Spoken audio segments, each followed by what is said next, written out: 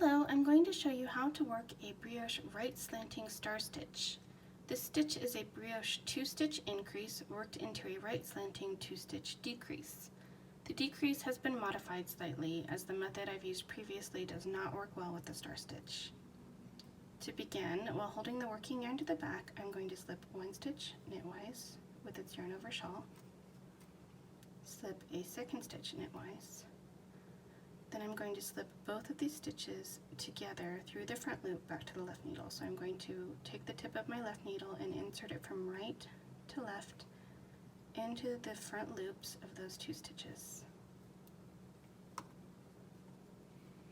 Now I'm going to knit 3 stitches together. So if all of your stitches are brioche stitches, you'll have 5 loops on this needle. So I'm going to knit 1, but leave those loops on the left needle, yarn over, and knit 1 more,